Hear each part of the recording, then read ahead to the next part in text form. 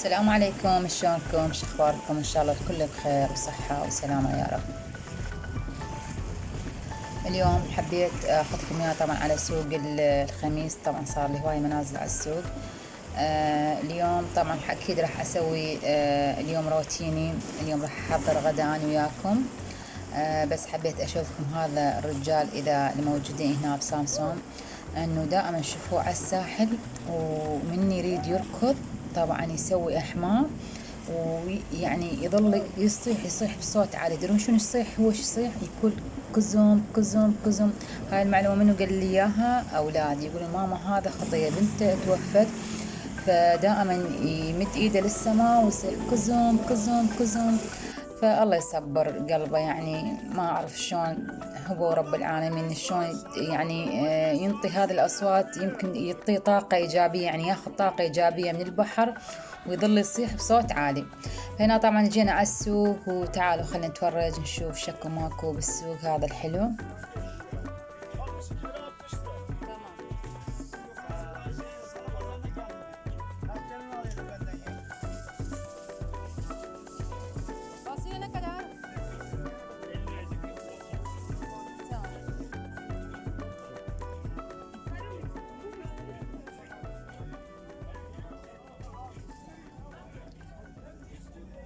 Ne kadar? 250, 280, daha az kaldı 220.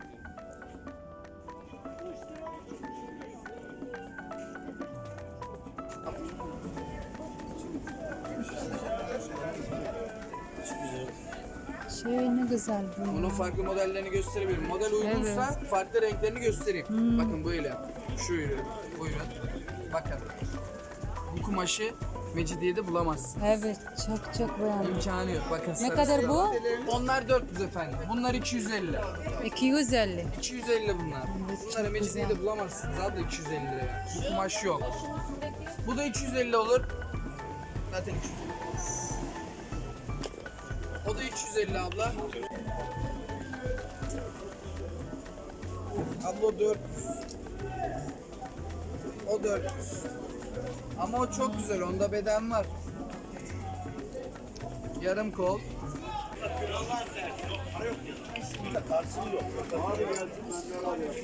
Bu ne abi? Osmanlı macunu.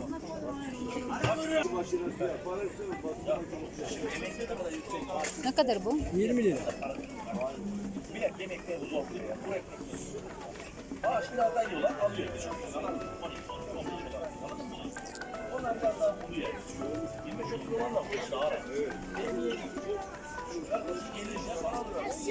Osmanlı macunu efendim, buyurun.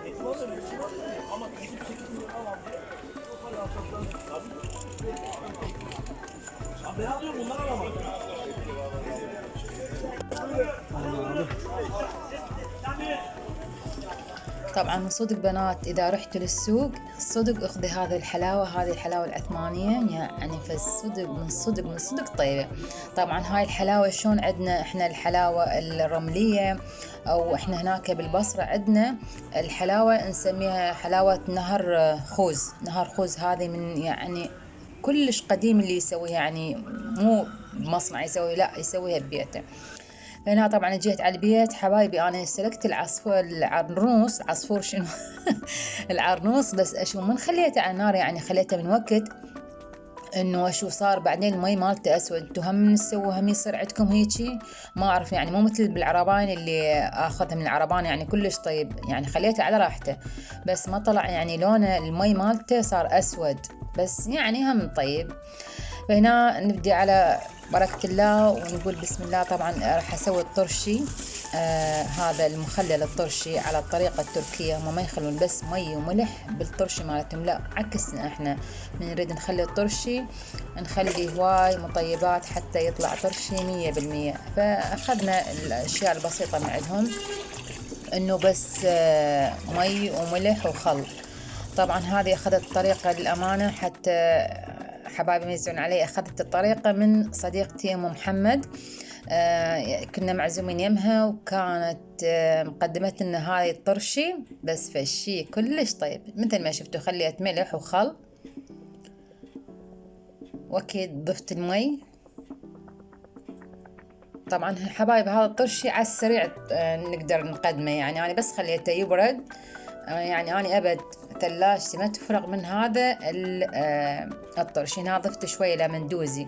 طبعا قدمت هذه الطريقة على صفحتي بالتيك توك، والله العظيم لو تشوفون المشاهدة اللي جاب لي إياها، فقلت ليش ما أقدمها على قناتي على يوتيوب، وأصدقائي هماتين يستفادوا من هذه الوصفة البسيطة.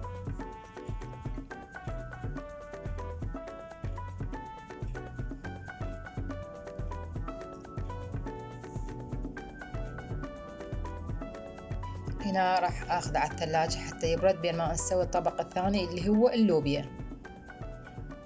هنا قطعت بصل شوية، خليت زيت، وبعدين راح اكثر من زيت الزيتون لان هاي اللوبيا تحب زيت الزيتون.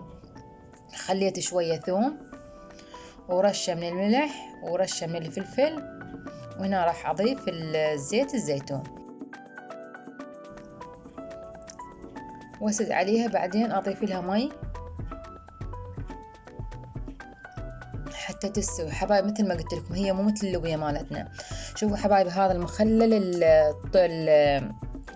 الفلفل الأحمر، والله العظيم لو تدرون انه ايش قد جاب مشاهدة ومن صدق طيب، يعني انصحكم تسووه. يعني جاب 200,000 مشاهدة على صفحتي على التيك توك هماتين أكلات وهمام، يعني صدق صدق صدق طيب. هنا طبعا كملت الغداء حتى تاخذون فكرة بسيطة. إذا وحدة ما لها خلق، إحنا مرات ما لنا خلق نطبخ تمن ومرقة، فأنا هم صار عندي تمن ومرقة، ما عني التمن، كان عندي تمن أحمر وكان عندي تمن أبيض. سويت شوية هيجي مثل التبسي مال باذنجان، وقدمت اللوبيا وخليت الطرشي، وهذا خير وبركة. يعني مو إلا واحد لازم يسوي كبسة ولازم يسوي مندي، لا والله مرات أنا هيك أسوي شلون ما كانوا، والحمد لله يصير غدا.